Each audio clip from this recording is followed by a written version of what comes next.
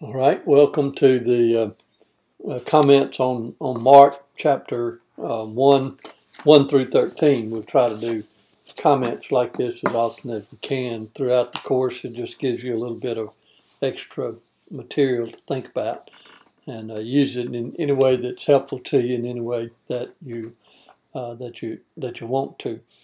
I would remind you to be sure to note very carefully the comments that Mounts makes in his chapter, particularly in this chapter. He does some extra comments, and really it's very helpful stuff. Gives you an idea of the kind of stuff you need to pay attention to in syntax and in grammar and in the other things that go along with it. So what I'm going to try to do is you're dealing with the text. You're going to translate the text. I will refer you to the verses that I'm talking about, but I will not include the text here because you have it before you. So what I want to do is simply give you some information that I put together on this and hope it'll be helpful to you. We start off with the prologue. Of course, all of the Gospels have a prologue. All three of the, in fact, even John, all four of them do. But the point that I would make here is that remember, is to ask you to remember that Mark is very much briefer than Matthew or Luke or John, for that matter.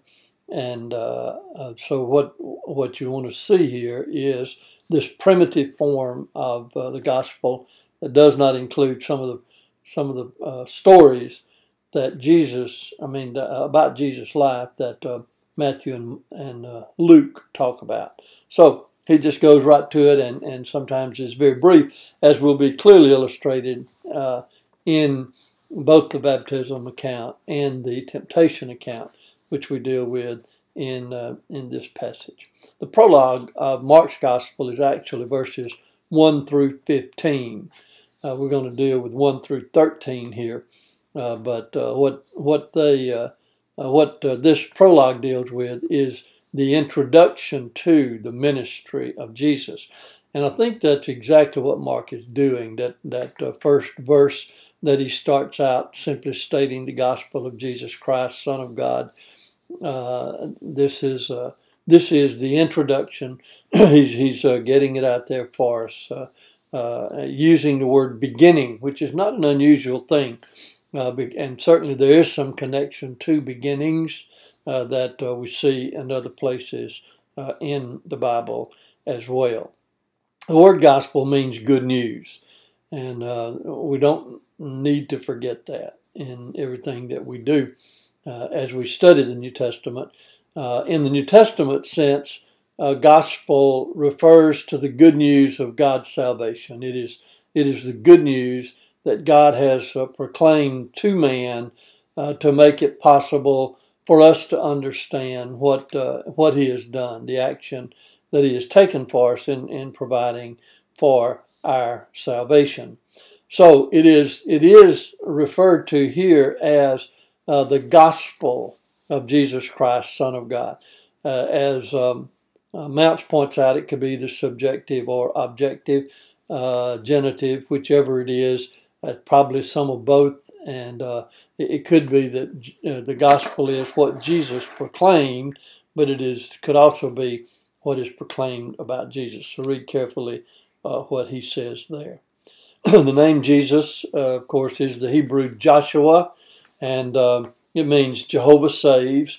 And we know from the biblical text that there were others in the day when Jesus lived who had that same name. So I don't know how common it was, but it certainly had at least some commonality to it. The word Christ is the Greek word Christos, but it comes from the Hebrew word Messiah.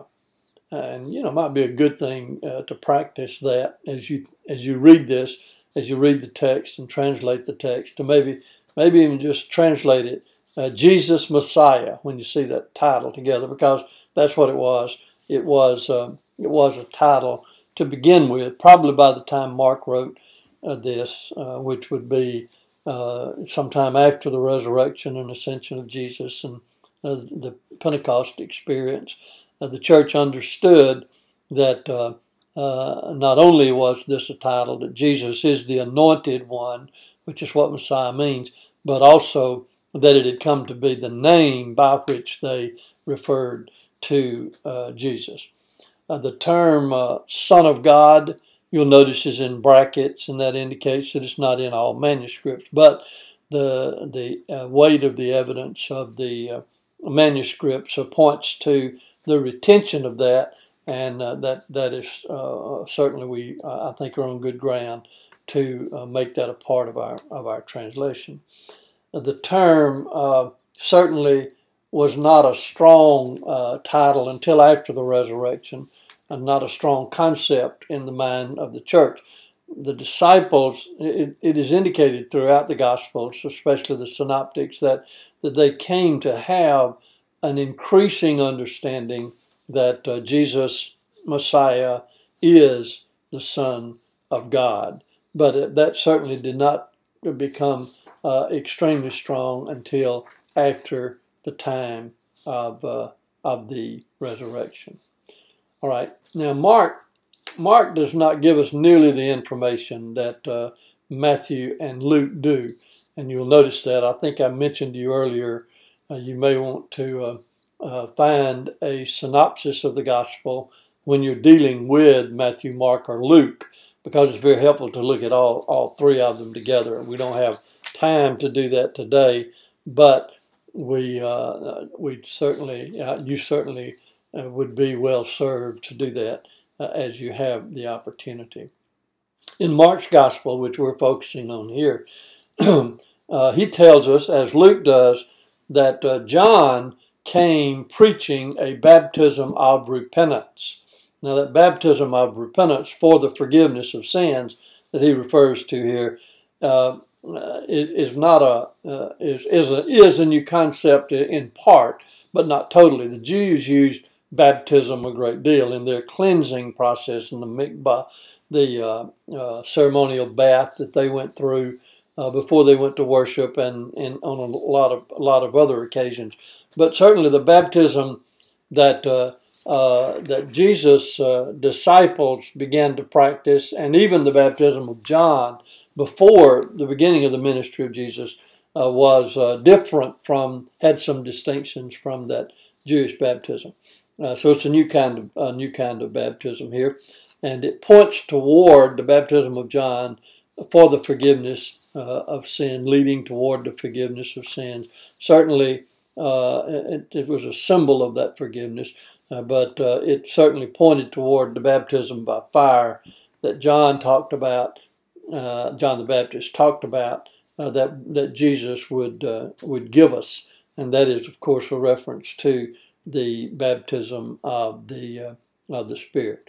Forgiveness, as it is used here, is a word that means to send away, and you will run across that in the New Testament. It's one of two words that's used for forgiveness. The other one is one that has to do with a gracious gift, and so Mark is using that to describe that baptism of John.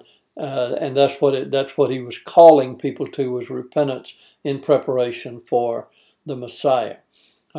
He uses a quotation. In fact, Matthew, Mark, and Luke all do. The quotation from Isaiah is exactly the same in all three of the Gospels, but the preface to it and the follow-up to it is a little bit different in the other Gospels. Again, Mark is brief, but he does communicate that something is going on here, and this is a promise of preparation for the coming of the Messiah. It was given in Isaiah in the context of the return of the Israelites from captivity, and you can see the promise that was involved in that situation. What both Mark and Matthew want their readers to understand is that the response to the ministry of John was extraordinary. It was something that certainly attracted the attention of the people and brought them to a point where those who were willing to listen were much better prepared to hear the message of the Messiah, the one who was coming, the anointed one who was coming. In verses 7 and 8, it's not surprising that the response of the people to John's preaching was a hopeful question about the Messiah, because people had had that consciousness, particularly since the preaching of Isaiah and down through the years. Of course, there was a vagueness about their understanding, even as it is today among the Jewish people. But certainly it was a great hope, even as it is today, because they're still looking for him to come. What they don't understand is that he is already here, has already come, and has already done the work that God sent him to do. Mark uses a picture here in talking about the winnowing fork, talking about the threshing floor. That was a fork that was kind of like a shovel that they used to pitch the grain in the air so that the chaff could be blown away by the wind. And of course, the picture is a picture of judgment. And that's what John was preaching, so that people could understand that God is now doing something in a new way, a way that man has not seen or understood before. But what God is doing is preparing man for that accountability to the work that he is doing for us. Verses 9 through 11, Mark tells us about the baptism of Jesus. This passage, of course, is in Matthew, Mark, and Luke. John does not mention it, but it is in the other Gospels, the Synoptic Gospels. Matthew gives us the most detail about it. Mark does not give us very much detail about it, but we can gather from the Synoptic Gospels some of the things that the baptism is and some that it is not. For instance, it is not a token of submission to John. Probably Jesus was baptized for 3 reasons, and I'll just mention them here. You may want to look into this a little bit more, not only in what Mount says, but what you see in other commentaries as well. Probably Jesus came to John to be baptized to give approval, the sign of approval of the ministry of John, who had come as his forerunner. Jesus talked about the greatness of the work and ministry of John later on during his ministry. So probably that's one of the reasons that he came to be baptized, is to give that approval of John, an indication of that.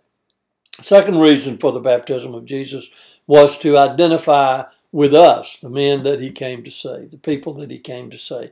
And so he came to submit to that, to identify with us as a human, because that's what he had come. He had put on skin and had come to where we are. Probably the main reason for the baptism is that it was a commitment to the ministry that he had been sent to do. And so he comes in obedience to the Father to accomplish his will and accomplish his purpose. Now, of course, a lot of people think that Jesus could not have known what his purpose was. But it seems to me that throughout both the Synoptics and John's Gospel, there is an indication that Jesus did know what he was here for, and he did know what he had come to do. And so you have that constant theme of obedience to the Father, to do the will of the Father.